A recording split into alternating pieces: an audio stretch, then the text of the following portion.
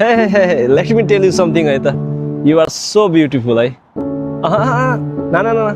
यो मैले तिम्रो मेकअपको कुरा गरेको होइन न कि कुनै ड्रेसअपको कुरा गरेको यो कुरा गरेको मैले तिम्रो भित्री मनको जसले हजारौँ चोटहरू खाएर पनि अघि बढिरहेछ यता हजारौँ मान्छे लाखौँ मान्छेको ताना सुनेर पनि आफ्नो कर्तव्य निभाइरहेछ चाहे ऊ घरिघरि लड्दैछ तर हार माने छैन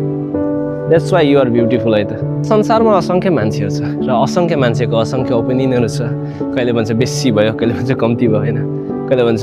धेरै सफ्ट छ यो मान्छे चाहिँ भन्छ कहिले भन्छ धेरै नै एकदम रफ छ यो मान्छे त खास कुरा चाहिँ के हो भने उसले चाहिँ तिमीलाई हेरेको होइन त्यो उसले चाहिँ आफू जस्तो तिमीलाई बनाउनु खोजेको हुन्छ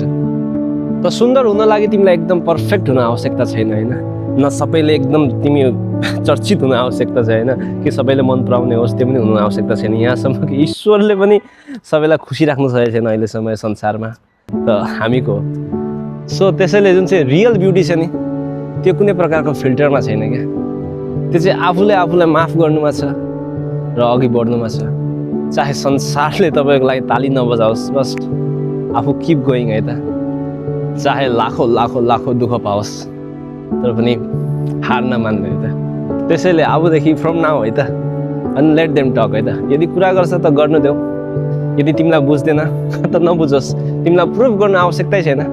तिमी यो संसारमा आएकै आफ्नो जीवन जिउनु लागि है त न कि उनीहरूले भने जस्तै गर्नु लागि त आफ्नो जीवन जियो ह्याप्पी रह खुस बस शान्त रह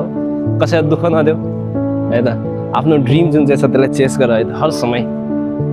हाँसिरह बस म पनि त्यही गर्ने कोसिस गर्दैछु है त आजको लागि यति नै आफ्नो ख्याल राख्नु होला है बाई